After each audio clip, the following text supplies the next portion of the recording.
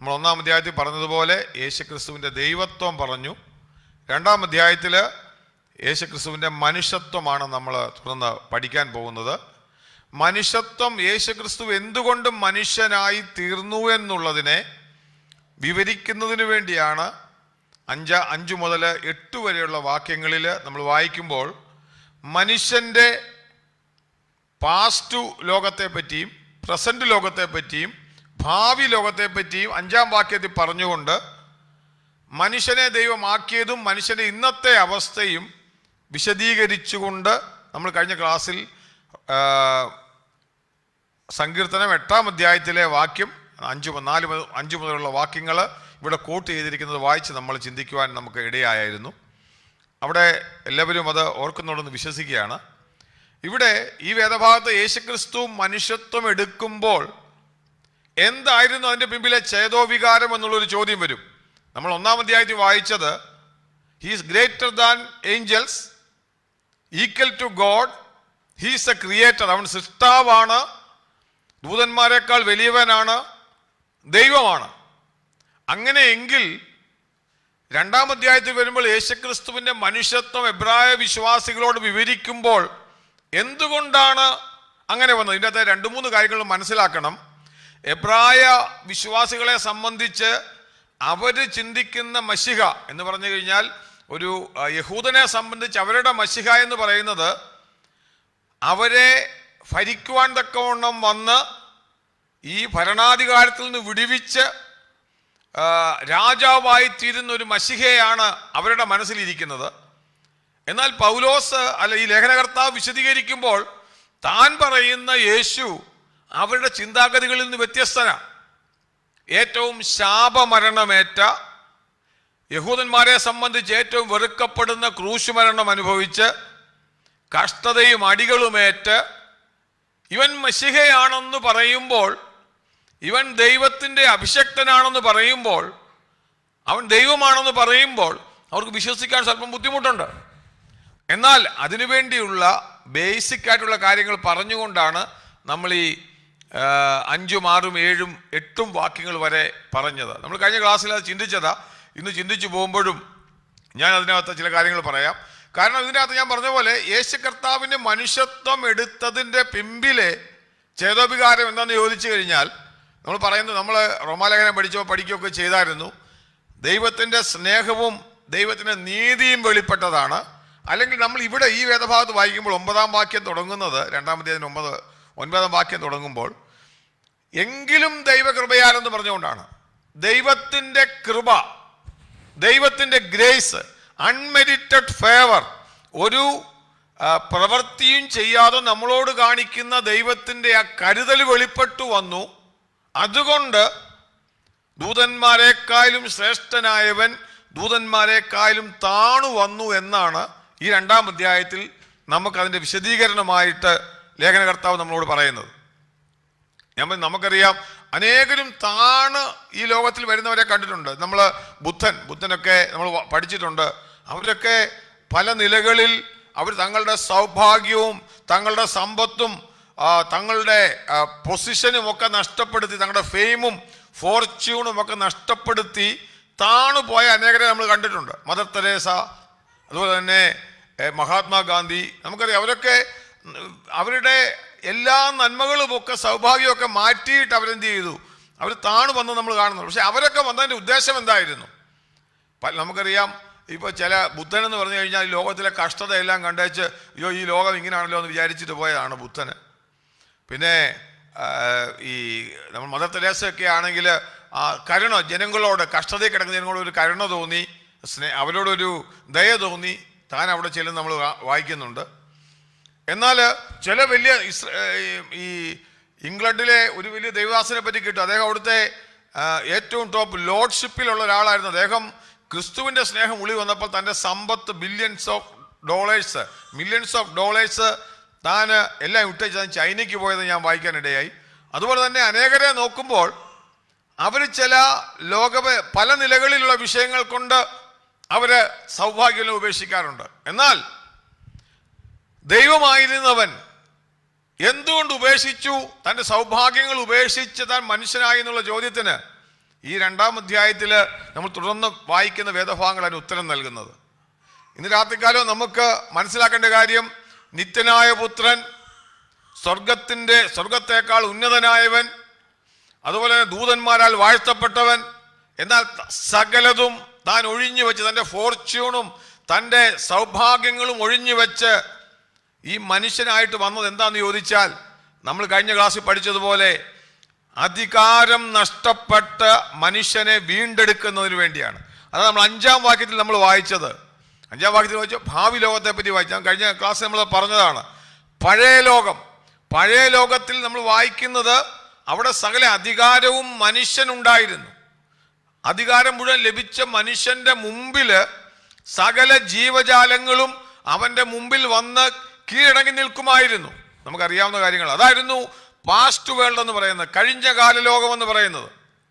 അവിടെ എന്ത് ചെയ്തു?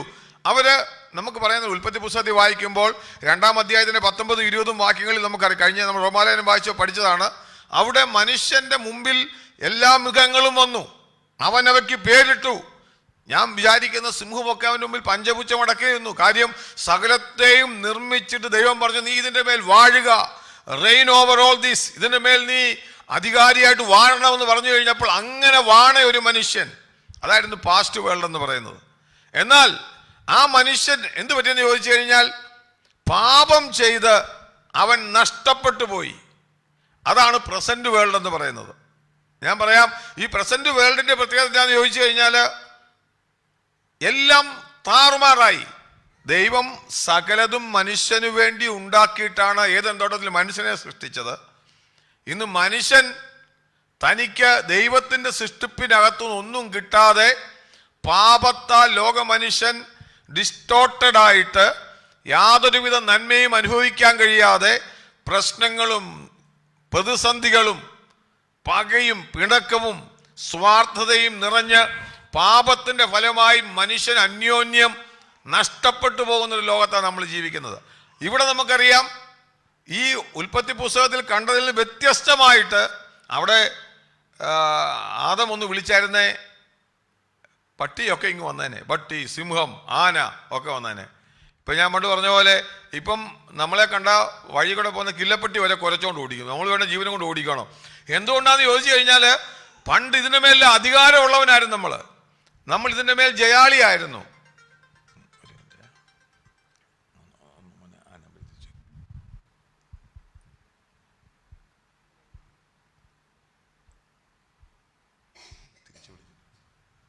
അവൻ്റെ മേൽ അധികാരിയായിരുന്നു അവന്. എന്നാൽ എന്തോ പറ്റിയെന്ന് ചോദിച്ചു കഴിഞ്ഞാൽ, ഇപ്പം സകലതും, ആന കണ്ട ആന മനുഷ്യനെ ഓടിക്കും, പിന്നെ പാമ്പ് ഇതുവഴിയെങ്കിലും കണ്ടാൽ നമ്മളെ ഒന്ന് കടിച്ചേച്ചു പോവും. പൗലോസ് പറയുന്നുണ്ട്, ഞാൻ എന്ത് ചെയ്തു? മൃഗയുദ്ധം ചെയ്തു. ഒരിക്കൽ മനുഷ്യന്റെ കീഴിൽ കടന്ന സകല അധികാരങ്ങൾ അന്നായിരുന്നെങ്കിൽ പോയി പറിച്ചങ്ങ് നിന്നാൽ മതി. വൃക്ഷങ്ങളൊക്കെ അതുപോലെ ഫലം കൊടുക്കുമായിരുന്നു. ഇന്ന് നട്ട് കഴിഞ്ഞ് കഴിഞ്ഞാൽ വെച്ചിങ്ങായ മുക്കം വെച്ചാൽ മുഴുവൻ വെച്ചിങ്ങായും തിന്നു. അതും വെച്ചിങ്ങാന്ന് പറഞ്ഞാൽ അറിയാലോ, അതുണ്ട്. ബാക്കിയെല്ലാം വണ്ട് തിന്നു, ഇത് തിന്നു, ഒന്നും ഫലം കൊടുക്കത്തില്ല. മാത്രമല്ല മുള്ളും പറക്കാരെയും മുളയ്ക്കാൻ തുടങ്ങി. ഭൂമി അതിന് ഫലം കൊടുക്കാതായി. മനുഷ്യൻ വേർത്ത് അവൻ കഷ്ടപ്പെടേണ്ടിയത് വന്നു. പാപത്തിന്റെ പരിണിത ഫലമെന്ന് പറയുന്നത് അത്രയ്ക്ക് മനുഷ്യന്റെ കുലത്തെ തകർത്ത് കളഞ്ഞു. അത് ഈ പറയുന്നത്, ഞാനീ പറഞ്ഞത് എക്സ്റ്റേണൽ ആയിട്ടുള്ള വിഷയങ്ങളാണ്. എന്ന് വെച്ച് കഴിഞ്ഞാൽ ലോകം മനുഷ്യന്റെ മുമ്പിൽ തകർക്കപ്പെട്ട നിലയിലായിപ്പോയി. ലോകം മനുഷ്യനൊന്നും ചെയ്യാൻ പറ്റത്തില്ല. മനുഷ്യൻ പരാജിതനായി. രണ്ടാമത് ഞാൻ ആ വിഷയത്തെപ്പറ്റി പറയുന്നുണ്ട്. ഇപ്പം ഞാൻ അത്രയും പറഞ്ഞു നിർത്തുക ഈ ലോകത്തിൻ്റെ ഒരു വിഷയം. എന്നാൽ പിന്നീട് ഭാവി ലോകം എന്ന് പറയുമ്പോഴോ, ഭാവി ലോകം ദൂതന്മാർക്കല്ലല്ലോ കീഴ്പ്പെടുത്തിയെന്ന് 5-ാം വാക്യത്തിൽ വായിച്ചപ്പോൾ, ഭാവി ലോകത്തിൻ്റെ പ്രത്യേകത എന്താണെന്നറിയാവോ? അവിടെ നമ്മൾ കർത്താവിനോട് കൂടെ ഇതേ അധികാരം എക്സസൈസ് ചെയ്ത് ഈ ഭൂമിയെ വാഴുന്നവരാകും. ഞാൻ കഴിഞ്ഞ ക്ലാസ്സിൽ അതിൻ്റെ വാക്യങ്ങളൊക്കെ പറഞ്ഞതായിരുന്നു. നമുക്ക് ശ്രദ്ധിക്കുമ്പോൾ അതിൻ്റെ പ്രത്യേകത നമുക്ക് കാണാം. നമ്മൾ ഒരു വാക്യം ഒന്ന് എടുത്താൽ, നമ്മൾ പണ്ട് നമ്മൾ റോമാലയം വായിച്ച പറഞ്ഞതാണ്. നമുക്ക് മറവിക്കുറവുള്ളതുകൊണ്ട് ഇടയ്ക്കിടയ്ക്ക് കേൾക്കുന്നതുകൊണ്ട് തെറ്റില്ല. യെശയ്യാപ്രവചനം 11-ാം അധ്യായത്തിൻ്റെ 6-9 വാക്യങ്ങളിൽ നമുക്ക് പാസ്റ്റ് വേൾഡിൻ്റെ ഒരു കാര്യം ഇനി ഭാവിയിൽ സംഭവിക്കാൻ പോകുന്ന നമുക്ക് കാണാൻ സാധിക്കും. യെശയ്യാപ്രവചനം 11-ാം അധ്യായത്തിൻ്റെ 6 മുതലുള്ള വാക്യങ്ങൾ ആരെങ്കിലും ഒന്ന് വായിച്ചോ. ചെന്നായി കുഞ്ഞാടിനോടുകൂടെ പാർക്കും. പുള്ളിപ്പുലി ഈ പറയുന്ന കാര്യങ്ങൾ ഇന്നത്തെ ലോകത്തിൽ ഇല്ല. ചെന്നായി എന്ത് ചെയ്തില്ല? കുഞ്ഞാടിന്റെ കൂടെ പാർക്കും. പിന്നെ പുള്ളിപ്പുലി കോലാട്ടുകുട്ടിയോടുകൂടെ കിടക്കും. അടുത്തത് ബാലസിംഹവും തടിച്ച മൃഗവും ഒരുമിച്ച് പാർക്കും. ആ ഒരു ചെറിയ കുട്ടി അവയെ നടത്തും. പശു കരടിയോടുകൂടെ മേയും. അവിടെ വായിച്ചാൽ മതി. അവിടെ കാണാതെ ഒരു ചെറിയ കുട്ടി എന്ത് ചെയ്യും? ഇതാണ് മനുഷ്യന്റെ മേലുണ്ടായിരുന്ന അധികാരം. ഒരിക്കൽ മനുഷ്യനോടുള്ള ബഹുമാനത്തിന്റെ പുറത്ത് ഈ മൃഗങ്ങളും ഈ പ്രകൃതിയും മനുഷ്യനെ അനുസരിക്കുമായിരുന്നെങ്കിൽ ഇന്ന് നമുക്കറിയാം, കൊടുങ്കാറ്റും പേമാരിയും പ്രശ്നങ്ങളും ഭൂകമ്പവും എല്ലാം മനുഷ്യന്റെ ജീവിതത്തെ തകർത്ത് കളയുന്ന ഒരു പ്രസന്റ് വേൾഡിലാണ് നമ്മളായിരിക്കുന്നത്. ഇത് നമ്മൾ വായിച്ചതുപോലെ ഒരു കൊച്ചു കുഞ്ഞു പോലും ഇതിനെ കൊണ്ടുപോകുന്ന ഒരു ലോകം ഇതുവരെ ഉണ്ടായിട്ടില്ല. ഇതിന് ഭാവിയിൽ വരാൻ പോകുന്ന ലോകത്തെ പറ്റിയുള്ള പ്രോഫറ്റിക് ആയിട്ടുള്ളൊരു വാക്കാണ് ഞാൻ പറഞ്ഞത്. ഭാവി ലോകം ഒരു കൊച്ചു കുഞ്ഞിന് നടത്തിക്കൊണ്ട് പോകാൻ പറ്റുമെങ്കിൽ അതുപോലെ എങ്ങനെയായിരുന്നോ പാസ്റ്റ് വേൾഡ്, അതുപോലെ ദൈവം ആക്കുന്നൊരു കാര്യമുണ്ട്. ഞാൻ ഇനി പറഞ്ഞതിന്റെ ചുരുക്കം എന്താണെന്ന് ചോദിച്ചാൽ നമ്മുടെ വിഷയത്തിലേക്ക് കടന്നു വരാം. അതായത് യേശു കർത്താവ് എന്തുകൊണ്ട് ഇങ്ങനെ പാപത്തിന്റെ ചതിയിൽപ്പെട്ട തകർക്കപ്പെട്ട ലോകത്തെ വീണ്ടെടുക്കുന്നതിന് വേണ്ടി, നമ്മളതാണ് 9-ാം വാക്യത്തിൽ തുടങ്ങുന്നത്, ദൈവകൃപയാൽ എല്ലാവർക്കും വേണ്ടി അവൻ ഭൂമിയിലേക്ക് വന്നു. ഇതാണ് അവന്റെ മനുഷ്യത്വത്തെ പറ്റി വിശദീകരിക്കുന്നത്. 9 മുതലുള്ള വാക്യങ്ങളിൽ നമ്മൾ പഠിക്കുമ്പോൾ യേശു കർത്താവിന്റെ മനുഷ്യൻ. അതുകൊണ്ടാണ് നമ്മൾ 8-ാം വാക്യത്തിൽ നിന്ന് വായിച്ചപ്പോൾ ആദ്യം വായിച്ചത് എങ്ങനെയാ? ഒന്നിനെയും കീഴ്പ്പെടുത്താതെ വിട്ടിട്ടില്ല. ശ്രദ്ധിച്ച്, അങ്ങനെ തുടങ്ങുന്നത്. ഒന്നിനെയും എന്ത് ചെയ്തിട്ടില്ല? കീഴ്പ്പെടുത്താതെ വിട്ടില്ല. സകലതും മനുഷ്യന്റെ കീഴിലായിരുന്നു. പ്രകൃതിയും ലോകവും എല്ലാം അവന്റെ കീഴിലായിരുന്നു. എന്നാൽ മൃഗങ്ങളും എല്ലാം. പക്ഷെ ഇപ്പൊ പറയുക, അതിന്റെ 8-ാം വാക്യത്തിന്റെ 2-ാം ഭാഗത്ത് വായിക്കുമ്പോൾ, എന്നാൽ ഇപ്പോൾ സകലവും അവന് കീഴ്പ്പെട്ടതായി കാണുന്നില്ല. ഒന്ന് പാസ്റ്റ് വേൾഡ്, ഒന്ന് പ്രസന്റ് വേൾഡ്. അതായത് ഈ കടന്ന നഷ്ടപ്പെട്ട മനുഷ്യൻ, എല്ലാ അധികാരം നഷ്ടപ്പെടുത്തിയ മനുഷ്യനെ വീണ്ടെടുക്കുന്നതിനു വേണ്ടിയാണ് അവൻ താണു ഭൂമിയിലേക്ക് വന്നതെന്നുള്ളതാണ് എബ്രായ ലേഖന കർത്താവ് പറഞ്ഞത്. എബ്രായ ലേഖന കർത്താവ് ഇവിടെ പറഞ്ഞിരിക്കുന്നത്.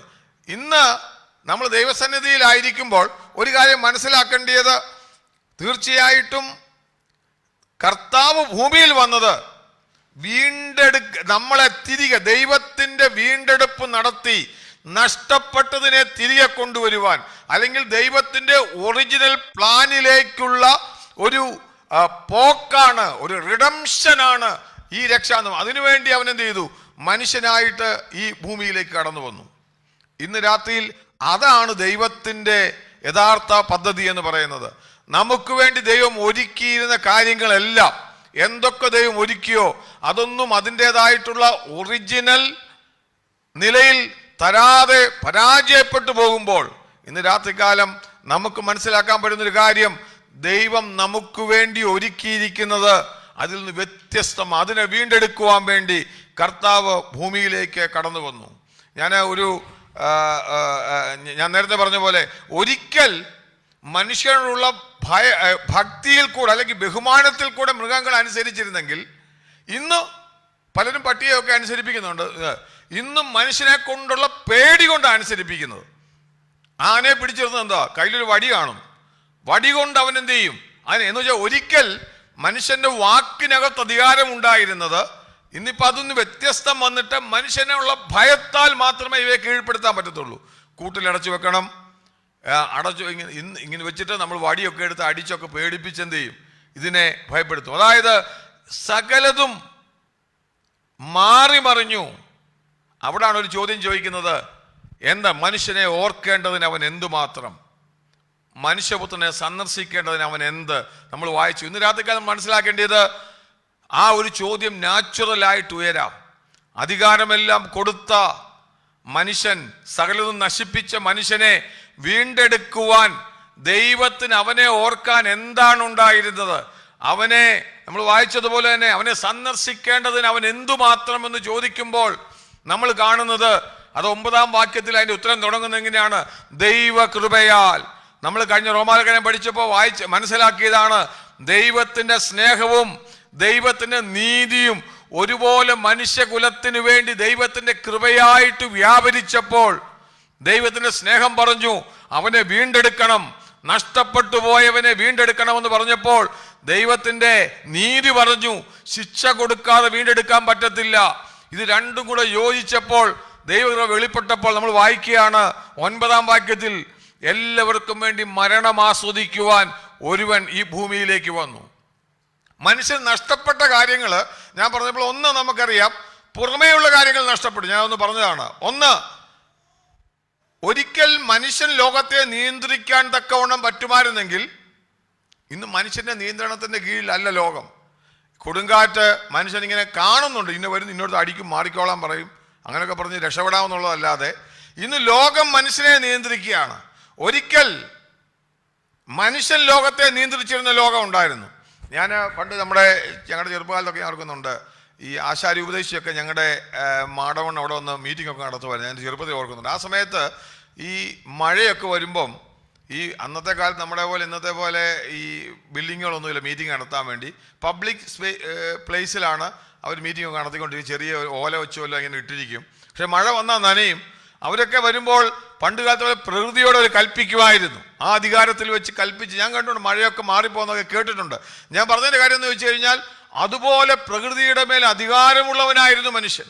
എന്നാൽ ഇന്നെല്ലാം നഷ്ടപ്പെട്ടു. ഒന്ന്, ലോകം മനുഷ്യനെ നിയന്ത്രിക്കുന്ന കാലത്തിലേക്ക് നമ്മൾ എത്തി.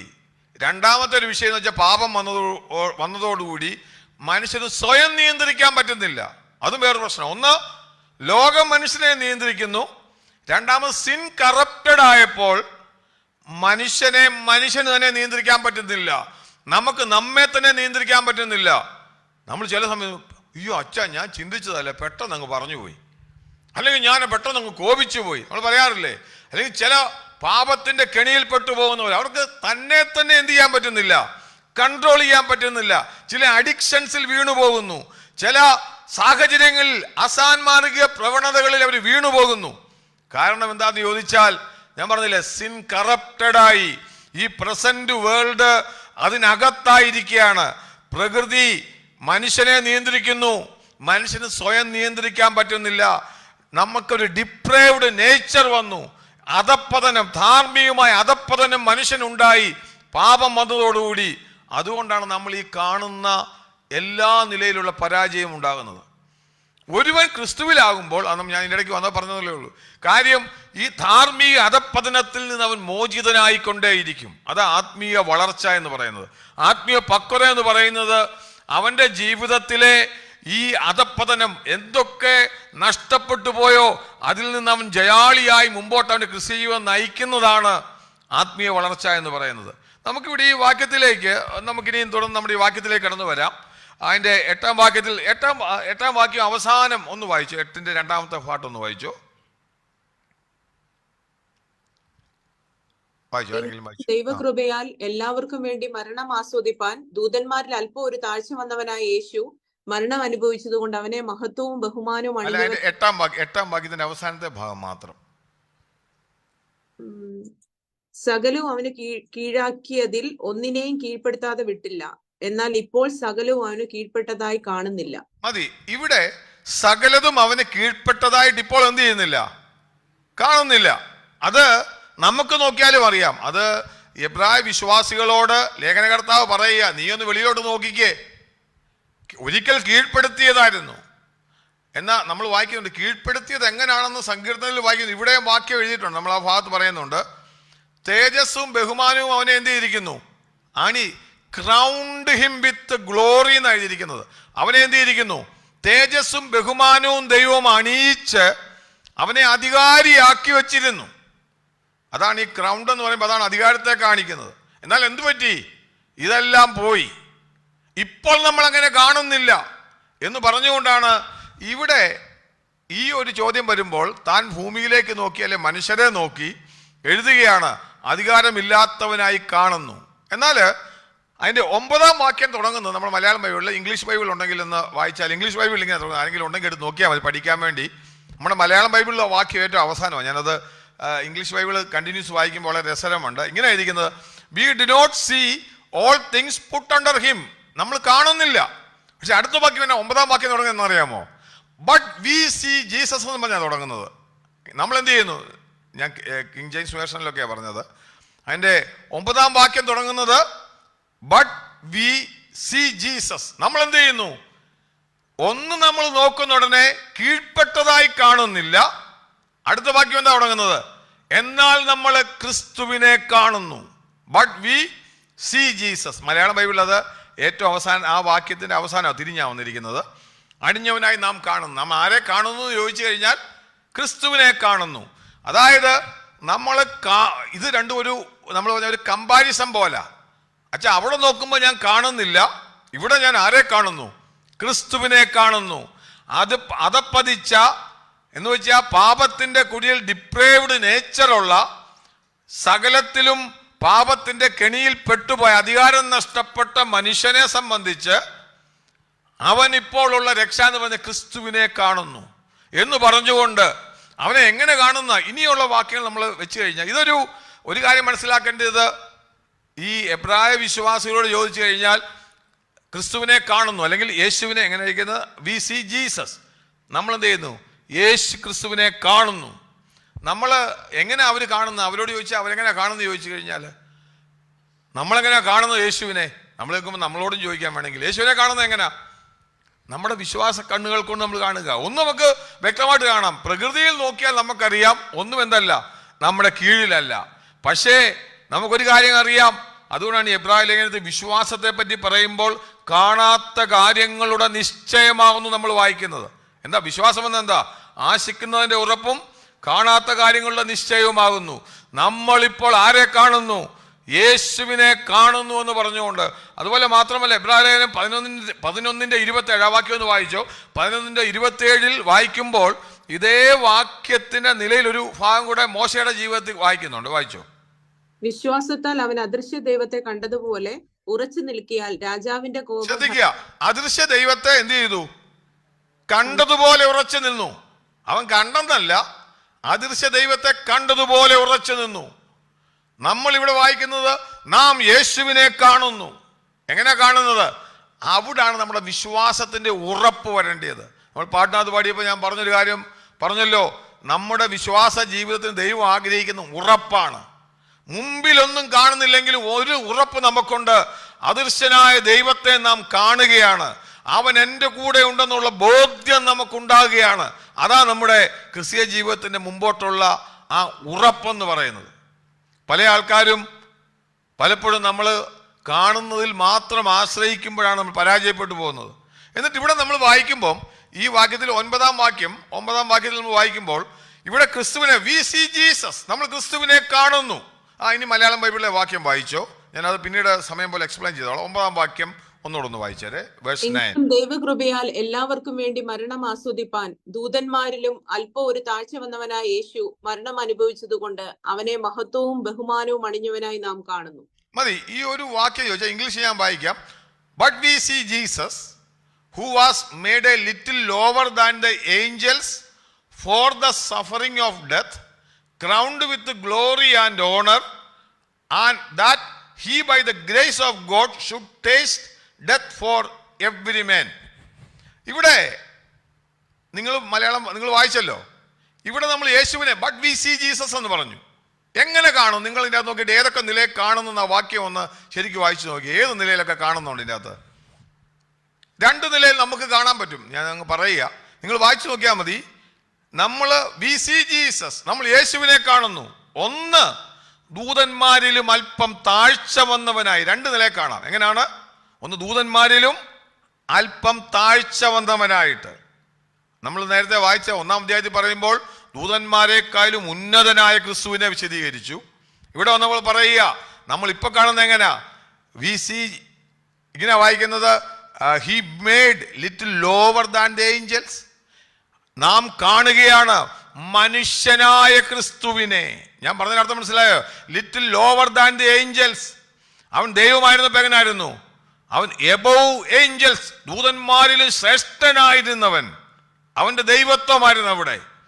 എന്നാൽ ഇവിടെ വരുമ്പോൾ പറയുകയാണ്, നമ്മൾ ഒന്ന് കാണുന്നത് യേശുവിനെ എങ്ങനെയാണെന്ന് ചോദിച്ചു കഴിഞ്ഞാൽ ദൂതന്മാരിലും താഴ്ച വന്നവനായി നാം കാണുന്നു. നമ്മുടെ ക്രിസ്തീയ ജീവിതത്തിൽ കർത്താവിനെ കാണേണ്ട രണ്ടു വിധങ്ങൾ ഈ വാക്യത്തിലുണ്ട്. ഇതാണ് ക്രിസ്ത്യ ജീവിതത്തിന്റെ അടിസ്ഥാനം എന്ന് പറയുന്നത്.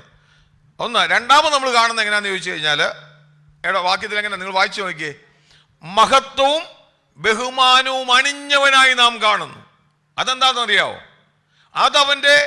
അവൻ ഉയർത്തെഴുന്നേറ്റതിന് ശേഷം അവൻ സ്വർഗത്തിൽ മഹത്വവും ബഹുമാനവും അണിഞ്ഞവനായിരിക്കുന്നത് നാം കാണുന്നു. ഇവിടെ പറയുകയാണ്, രണ്ടു നിലയിൽ നാം കാണുന്നു. വീണ് ഒന്ന് മനുഷ്യനെ പറ്റി പുറമേ നോക്കുമ്പോൾ മനുഷ്യന്റെ മുമ്പിൽ ഒന്നും കീഴ്പ്പെട്ടതായിട്ട് കാണുന്നില്ല. എന്നാൽ നാം ക്രിസ്തുവിനെ കാണുന്നു. ക്രിസ്തുവിനെ ഏതൊക്കെ നിലയിൽ കാണുന്നു? ഒന്ന്, താഴ്ച വന്നവനായിട്ട് കാണുന്നു, അതായത് മനുഷ്യനായിട്ട് നമ്മൾ കാണുന്നു.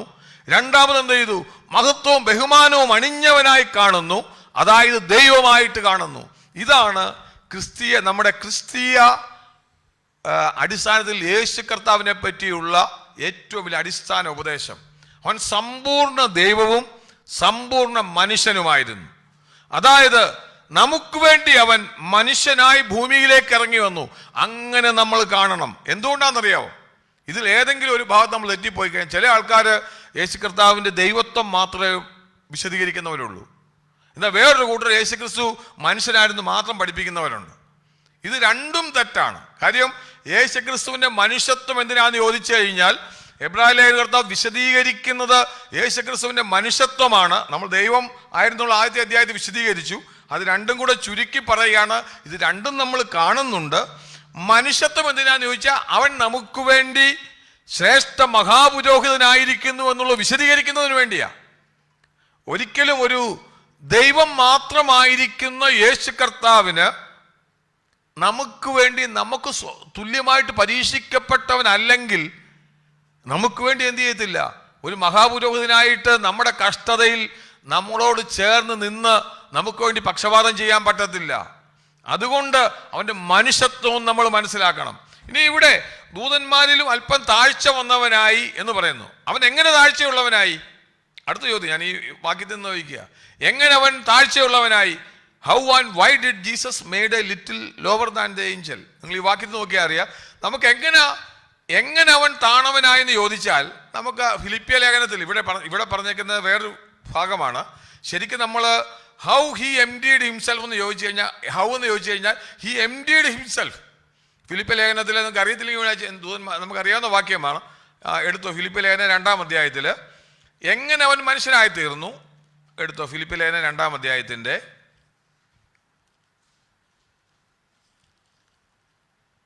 2-ാം അധ്യായത്തിൻ്റെ 6-ാം വാക്യം ഒന്ന് വായിച്ചു.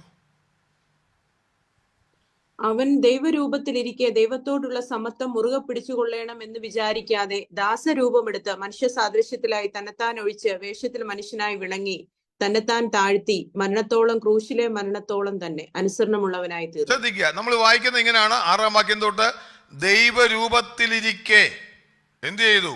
ദൈവത്തോടുള്ള സമത്വം മുറുകെ പിടിച്ചുകൊള്ളാതെ. അവിടെ പറയുന്ന വാക്കുണ്ട്, ഇങ്ങനെ മനുഷ്യ സാദൃശ്യത്തിലായി.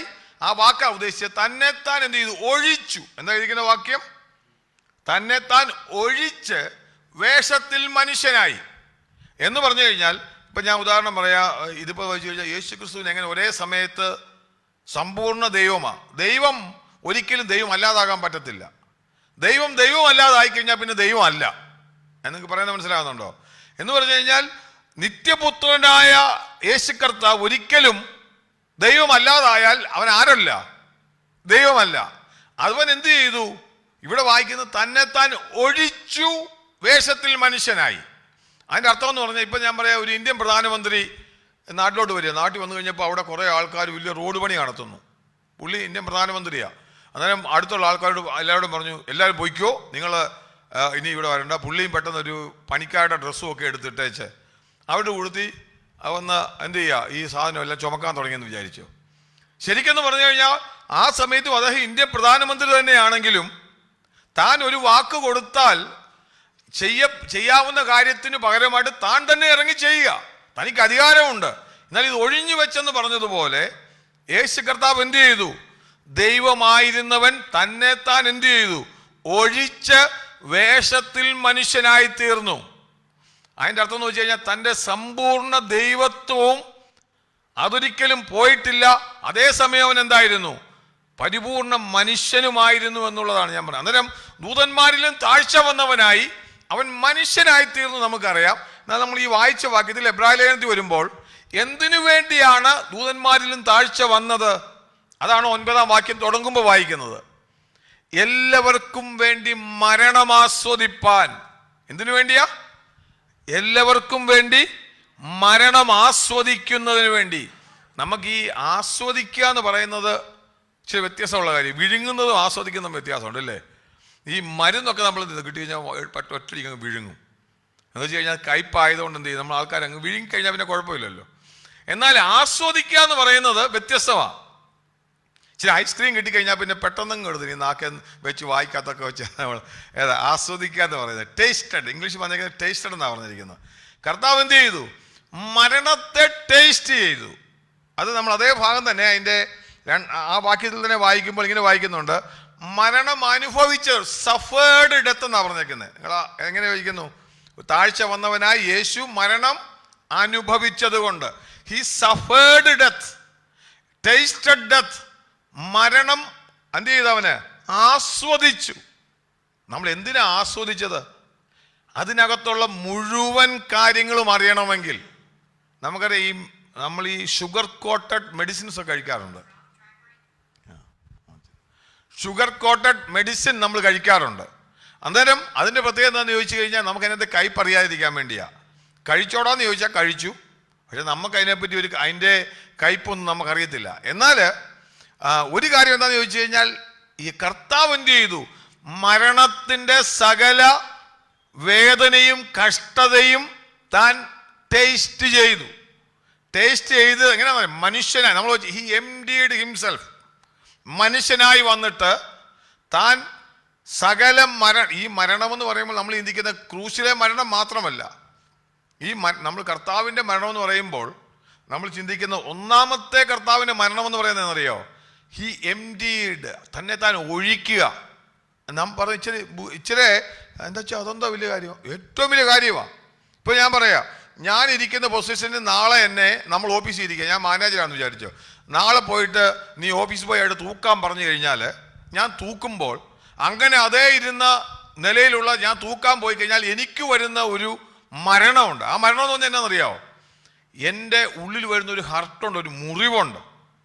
കർത്താവ് കാലത്തിനും സമയത്തിനും അതീതനായിരുന്ന ദൈവം, നിത്യനായ ദൈവം, നിത്യപുത്രനായിരുന്നവൻ, അവൻ എന്ത് ചെയ്തു?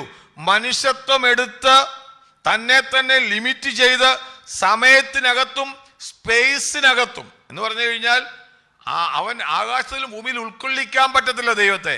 എന്നാൽ റെഡ്യൂസ്ഡ് ഹിംസെൽഫ്, തന്നെ തന്നെ ചെറുതാക്കി സമയത്തിൻ്റെയും കാലത്തിൻ്റെയും അകത്തേക്ക് ദൈവം ഇറങ്ങി വന്നു.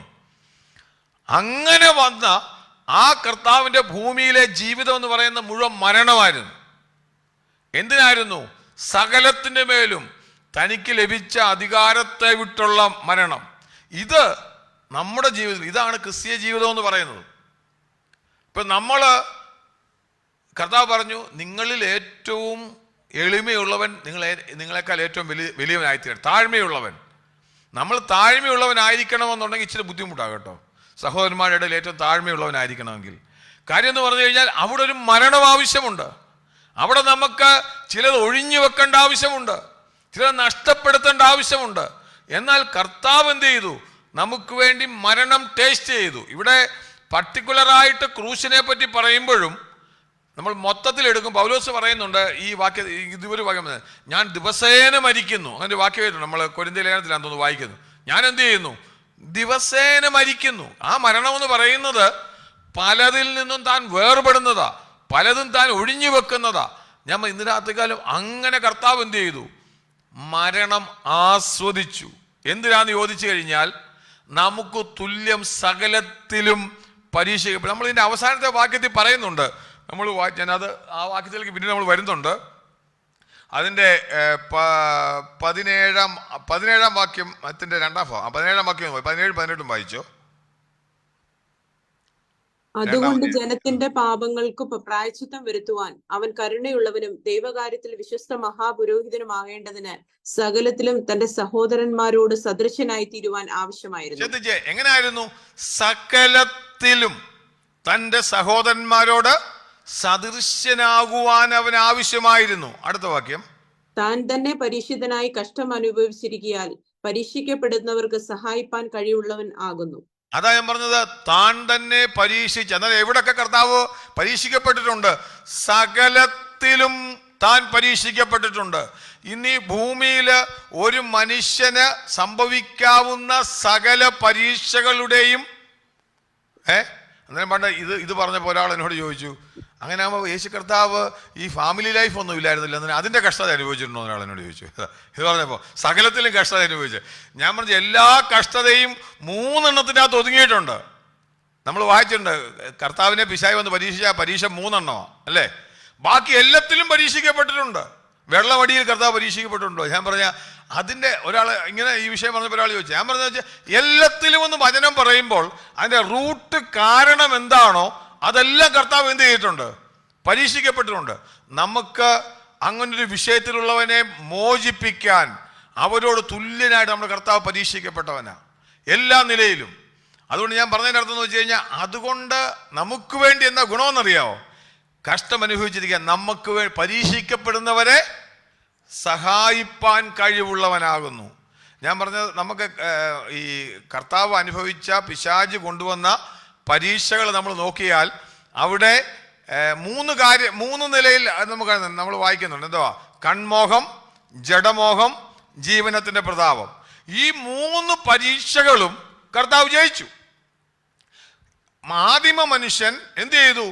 ഈ 3 പരീക്ഷകളിലും പരാജയപ്പെട്ടു. കൺമോഹം, ജഡമോഹം, ജീവനത്തിന്റെ പ്രതാപം. ഇത് 3ലും ആദിമ മനുഷ്യൻ നമ്മളിനി 1-ാം ആദം 2-ാം ആദം പഠിക്കുന്നുണ്ട്. 1-ാം ആദമായവൻ പരാജയപ്പെട്ടപ്പോൾ 2-ാം ആദമായ, അതാ ഞാൻ പറഞ്ഞത്, 2-ാം ആദമായ ക്രിസ്തു സകലത്തിലും കൺമോഹത്തിലും ജഡമോഹത്തിലും ജീവനത്തിന്റെ പ്രതാപത്തിലും, അത് പിശാചിന്റെ പരീക്ഷ. അതുകൊണ്ട് നമുക്ക് തുല്യമായി സകലത്തിലും ഈ ലോകത്തിലെ എല്ലാ പരീക്ഷകളും റൂട്ട് കോസ് ഈ 3 എണ്ണത്തിനകത്ത് അടങ്ങിയിട്ടുണ്ട്. കൺമോഹം, ജഡമോഹം, ജീവനത്തിന്റെ പ്രതാപം. കർത്താവിന് വന്നപ്പോൾ നിനക്ക് ഈ ലോകം മുഴുവൻ തന്നേക്കാം. ഒന്നത് അധികാരമോഹം. രണ്ടാമത് എന്ത് ചെയ്തു? ജഡമോഹം. നീ വിശക്കുന്നുണ്ടല്ലോ, ഈ കല്ലെന്ത് ചെയ്യണം? അപ്പം ആക്കാൻ പറഞ്ഞു. അങ്ങനെ നമ്മളതുപോലെ തന്നെ എല്ലാ നിലകളിലും ഈ 3 പരീക്ഷകൾ എല്ലാം കർത്താവ് അതിൻ്റെ മേൽ എന്ത് ചെയ്തു? ജയാളിയായിട്ട് മാറി. ഞാൻ പറഞ്ഞതിന് ചുരുക്കം, ഇവിടെ ഈ വാക്യത്തിൽ 1 നമുക്ക് തുല്യനായിട്ട് അവൻ പരീക്ഷിക്കപ്പെട്ടു. രണ്ടാമത് നമ്മൾ ഈ ഭാഗത്ത് വായിക്കുമ്പോൾ, എനിക്ക് ഒരു വാക്യത്തിലേ തുടങ്ങാം. ഈ നമ്മൾ 9-ാം വാക്യം തന്നെ വായിച്ച് നമുക്ക് അവസാനിപ്പിക്കാം. 9-ാം വാക്യത്തിൽ 2-ാം ഭാഗത്ത് വായിക്കുന്നത് എന്ത് ചെയ്യുന്നു? മഹത്വവും ബഹുമാനവും അണിഞ്ഞവനായി നാം അവനെ കാണുന്നു. എന്തുകൊണ്ടാ? അത് ചോദ്യമാണ്. നമ്മൾ കർത്താവിനെ കാണുന്ന 2 കാഴ്ചകളാ. എന്തുകൊണ്ടാ കാണുന്നത്? ആ വാക്യോട് വായിച്ചത് നിങ്ങൾ എങ്ങനെയാ? താഴ്ച വന്നവനായി യേശു മരണം അനുഭവിച്ചത് കൊണ്ട് നാം അവനെ എന്ത് ചെയ്യുന്നു? മഹത്വവും ബഹുമാനവും അണിഞ്ഞവൻ. കാര്യം, ക്രിസ്തു മരിച്ചത് കൊണ്ട് നാം അവനെ എന്ത് ചെയ്തു? വിടുതൽ കൊണ്ടുവന്നതുകൊണ്ട് അവനെ മഹത്വവും അണിഞ്ഞവനായി നമ്മൾ കാണുന്നു. ഞാൻ ഒരു കാര്യം കൂടെ പറയാം. ഒരു ക്രോസ് ഇല്ലാതെ ഒരു ഗ്ലോറി ഇല്ല, ഒരു മരണമില്ലാതെ ഒരു മഹത്വമില്ല. ക്രിസ്തീയ ജീവിതത്തിൻ്റെ ഒരു സത്യമാണ്. ഇന്ന് ആൾക്കാരെല്ലാം ഈ കൺമോഹവും ജഡമോഹവും ജീവനത്തിൻ്റെ പ്രതാപവും ജീവിതത്തിൽ അനുഭവിച്ചിട്ട് ക്രിസ്തീയ ജീവൻ നയിക്കാൻ ശ്രമിക്കുക. ദൈവവചനം അതിൻ്റെ ഓപ്പോസിറ്റാണ് പറയുന്നത്. അത് നമ്മൾ മനസ്സിലാക്കി മുമ്പോട്ട് പോകുമ്പോഴാണ് യഥാർത്ഥ ക്രിസ്തീയ ജീവിതമാകുന്നത്. ഇവിടെ നമ്മൾ ഈ വായിച്ച വാക്യത്തിൽ അവൻ എന്ത് ചെയ്തു? എല്ലാവർക്കും വേണ്ടി മരണം അനുഭവിച്ചത് കൊണ്ട് അവനെ നാം മഹത്വവും ബഹുമാനവും അണിഞ്ഞവനായി കാണുന്നു. ഞാൻ പറയാം, എന്തിനാണ് കർത്താവ് മരിച്ചതെന്നുള്ളൊരു ചോദ്യം ഇവിടെ ഉണ്ട്. എന്തിനാണ്? അവൻ എന്തുകൊണ്ട് ടേസ്റ്റ് ചെയ്തു? Why did he suffered the death? Why did he tasted the death? അതിന് ഉത്തരം ഒറ്റ ഒരെണ്ണം മാത്രമേ ഉള്ളൂ. സിമ്പിളാ. അത് ഈ വാക്യത്തിൽ പറയുന്നുണ്ട്. 9-ാം വാക്യം തുടങ്ങുമ്പോൾ, എങ്കിലും ദൈവകൃപയാൽ, ദൈവത്തിൻ്റെ കൃപയാൽ നമുക്ക് വേണ്ടി അവനത് ചെയ്തെടുത്തു. നമ്മളിനിയും തുടർന്നുള്ള സമയം അവസാനിക്കുക, ഞാൻ നിർത്തുകയാണ്, അല്ലെങ്കിൽ അടുത്ത വാക്യത്തിലേക്ക് തുടങ്ങാനുള്ള സമയമില്ല. ഞാനത് പിന്നീട് ഈ വാക്യത്തിൻ്റെ ഇച്ചിരി ഭാഗം കൂടെ പറയാനുണ്ട്. അടുത്ത ക്ലാസ്സിൽ നമുക്ക് പറയാം. ഇതിൻ്റെ അധികം ഞാൻ പറയട്ടെ, കർത്താവ് ഇവിടെ വിശദീകരിച്ച് ഈ വാക്യത്തിലൂടെ വിശദീകരിക്കുന്നത് എന്താണെന്ന് ചോദിച്ചു കഴിഞ്ഞാൽ, മനുഷ്യകുലത്തിനു വേണ്ടി അവൻ ഈ ഭൂമിയിലേക്ക് ഇറങ്ങി വന്നതിൻ്റെ കാരണം എന്താണെന്ന് ചോദിച്ചു കഴിഞ്ഞാൽ, പുറത്തേക്ക് നോക്കുമ്പോൾ നമുക്ക് കാണാം, നമ്മിലേക്ക് നോക്കുമ്പോൾ കാണാം കറപ്ഷൻ ഉണ്ട്, പരാജയമുണ്ട്. വെളിയിലേക്ക് നോക്കുമ്പോൾ കാണാം അവിടെ നമുക്ക് എല്ലാം ഡിസോറിയന്റഡ് ആയിട്ട് കിടക്കുകയാണ്. അതിൻ്റെ മധ്യത്തിൽ നമുക്കൊരു കാര്യം അറിയാൻ സാധിക്കും, ദൈവം നമുക്ക് വേണ്ടി മനുഷ്യനായി വന്നു, തന്നെ താൻ താഴ്ത്തി. നമ്മുടെ ക്രിസ്തീയ ജീവിതത്തിൻ്റെ ഏറ്റവും ബേസിക് കാര്യങ്ങളാണ്. അവൻ പരിപൂർണ മനുഷ്യനും പരിപൂർണ ദൈവവുമായിരുന്നു. മനുഷ്യത്വത്തിൽ അവൻ നമുക്ക് എന്തിനു വേണ്ടി ചെയ്തു എന്നുള്ളത് അടുത്ത ദിവസങ്ങളിൽ നമുക്ക് വിശദീകരിക്കാം. എന്നാൽ ഞാൻ ഈ പറഞ്ഞ വാക്യത്തിൽ യേശുക്രിസ്തു മനുഷ്യനായതിൻ്റെ ഒന്നാമത്തെ കാരണം എന്ന് പറയുന്നത് അവരെ റീസ്റ്റോർ ചെയ്യാൻ, റിഡീം ചെയ്യുവാൻ, വീണ്ടെടുക്കാൻ വേണ്ടി. അതാണ് നമ്മൾ ഈ വായിച്ചത്. ഈ രണ്ട് നമ്മൾ കഴിഞ്ഞ ക്ലാസ്സിൽ, ഞാൻ ആദ്യത്തെ ക്ലാസ്സിൽ പറഞ്ഞിരുന്നു, 8 കാര്യങ്ങൾ കർത്താവിനെ പറ്റി പറയുന്നുണ്ട്. ഒന്ന്, അവനെ റിഡീം ചെയ്യാൻ വേണ്ടി അവൻ ഈ മനുഷ്യനായി തീർന്നു.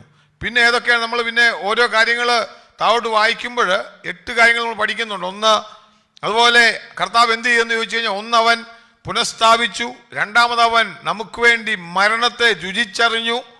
ഇങ്ങനെ 8 കാര്യങ്ങൾ പറയുന്നുണ്ട്. നമ്മൾ ഇന്ന് വായിച്ച വാക്യങ്ങളിൽ ഈ 2 കാര്യങ്ങളുണ്ട്. ഞാൻ പിന്നീട് അടുത്ത ക്ലാസ്സിൽ സമയമുള്ളപ്പോൾ ബാക്കിയോടെ ചേർത്ത് പറയാം. ഇന്ന് രാത്രികാലം ഞാൻ പറഞ്ഞ പോലെ കർത്താവ് നമുക്ക് വേണ്ടി ടേസ്റ്റ് ചെയ്ത്, ഇന്ന് രാത്രികാലം നമ്മൾ നിലവിളിക്കുമ്പോൾ നമുക്ക് ശ്രേഷ്ഠ മഹാപുരോഹിതനായിട്ട് അവൻ നമ്മുടെ അടുത്തുണ്ട്. അതുകൊണ്ട് നമ്മളെ സംബന്ധിച്ച് നിരാശപ്പെടേണ്ട കാര്യമില്ല. അച്ഛാ, ഞാൻ ഈ കടന്നു പോകുന്ന ദൈവത്തിന് വല്ലതും അറിയാമോ നമ്മൾ പറയരുത്. കർത്താവ് തുല്യമായി സകലത്തിലും പരീക്ഷിക്കപ്പെട്ടവനാ. അതുകൊണ്ട് ഇന്ന് രാത്രികാലം ആ കർത്താവിൻ്റെ കാര്യങ്ങളിൽ നമുക്ക് ഏൽപ്പിച്ചു കൊടുക്കാം. നമുക്ക് തുടർന്ന് കണ്ണുകളെ അടയ്ക്കാം, നമുക്ക് പ്രാർത്ഥിക്കാം. കടന്നു വന്ന